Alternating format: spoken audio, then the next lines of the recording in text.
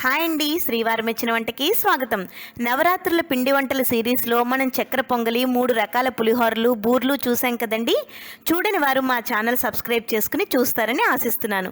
ఇక అదే సిరీస్లో భాగంగా ఈరోజు మనం చూడబోయే పిండి వంట మిరియాల ఘాటుతో అల్లం పచ్చిమిర్చి రుచితో ఎంతో రుచిగా ఉండే హాట్ పొంగల్, అదేనండి కారం పొంగల్. ఇంకెందుకు ఆలస్యం, వీడియోలోకి వెళ్ళిపోదాం.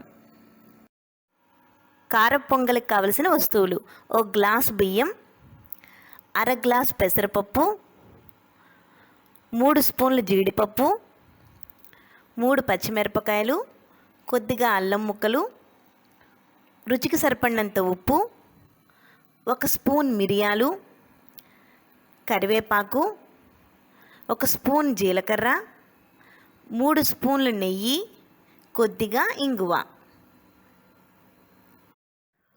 ముందుగా మనం పెసరపప్పుని దోరగా వేయించుకోవాలి. పొంగలి మీకు ఘాటుగా కావాలనుకున్నప్పుడు మిరియాల్ని దంచి వేసుకోవాలండి. మిరియాలు కనుక మీరు దంచి వేస్తే పచ్చిమిరపకాయలు కొంచెం తక్కువ తీసుకోవాలి.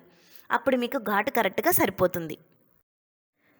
పెసరపప్పుని ఇలా దోరగా వేయించుకోవాలండి. ఇలా వేయించుకోవడం వల్ల కమ్మనైన రుచి వస్తుంది. ఇప్పుడు బియ్యాన్ని పెసరపప్పుని రెండింటినీ కలిపేసి 4-5 గ్లాసులు నీళ్లు పోసి మెత్తగా ఉడికించుకోవాలండి. ఇలా మెత్తగా ఉడికిపోయింది కదండి. ఇప్పుడు దీంట్లో రుచికి సరిపడినంత ఉప్పు, కొద్దిగా నెయ్యి వేసుకోవాలి. వేసుకుని ఇంకొక 2 నిమిషాలు ఉడికించేసుకున్నాక ఈలోగా పక్కన పోపు వేయించుకోవాలి. ఇప్పుడు మనం నెయ్యి వేడి చేసుకుని దాంట్లో జీలకర్ర, మిరియాలు, ఇక్కడ నేను మిరియాలు దంచి తీసుకున్నానండి, అందుకని కారం కొద్దిగా సరిపోతుంది. జీడిపప్పు, అల్లం పచ్చిమిరపకాయలు వేయించుకోవాలి. ఇక్కడ మీకు నెయ్యి కొద్దిగా కావాలన్నా కూడా వేసుకోవచ్చండి. జీడిపప్పు అన్నీ వేగిపోయాయి కదండి. ఇప్పుడు మనం కరివేపాకు, కొద్దిగా ఇంగువ వేసుకొని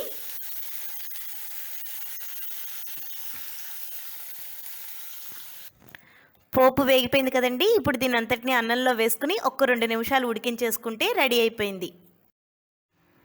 వేడి వేడి హాట్ పొంగల్ రెడీ అయిపోయింది కదండి. ఇది మనం నిన్న నేర్చుకున్న దోసకాయతో కానీ, సాంబార్తో కానీ, లేదా ఉత్తిగా తీసుకున్నా కూడా చాలా చాలా రుచిగా ఉంటుందండి. ఇది ఎంతో టేస్టీ అండ్ హెల్దీ రెసిపీ. ఇది మీరు కూడా ట్రై చేసి ఎలా వచ్చిందో నాకు కామెంట్ చేయండి. లైక్ చేయండి, షేర్ చేయండి, సబ్స్క్రైబ్ చేయడం మర్చిపోకండి. మా శ్రీవారి మెచ్చిన వంట. Thank you for watching.